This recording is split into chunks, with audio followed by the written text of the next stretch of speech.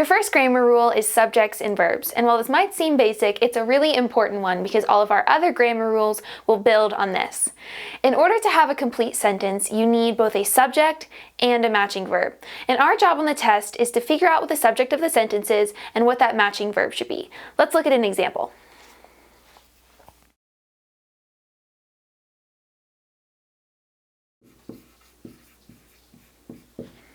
Simon ran down the street.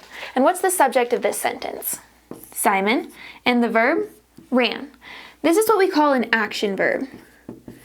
It shows us the action of the sentence, or what is being done. And for most of us, when we think of a verb, this is the kind of verb we think of. Let's look at another example.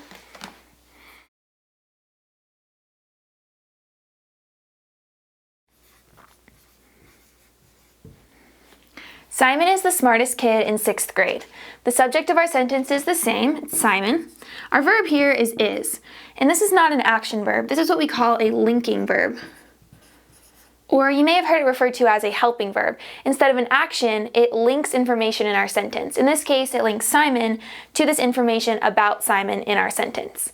Either way, we need to be able to identify subjects and verbs and figure out what the appropriate verb is based on our subject. So if you look at this one, Simon is, that probably just sounds right. We say sentences all day long and things will either sound right or wrong to us for the most part. And in this case, I think that's true. Simon are the smartest kid in class would just sound wrong. The problem is on the test, they know that this is pretty easy for us, so they're not going to give you really simple sentences like these. What they're going to give you are much longer sentences where the subject is often really far away from the verb in our sentence. And this can make it a lot easier for our brains to decide what makes sense or what works for that verb. So your job is to still find the subject of the sentence, find the verb that they're asking you about, and put them up right next to each other. When you do that, you'll oftentimes get these questions right because you'll see if it sounds right or wrong. Let's look at an example.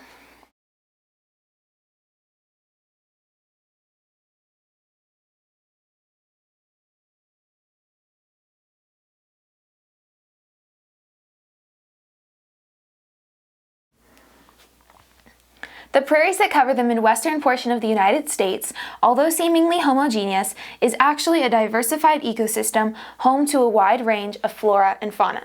All right, in this sentence, we have a lot going on, right? It's a lot longer of a sentence than the other two examples we looked at. So first, let's find our subject. And this subject in this sentence is prairies.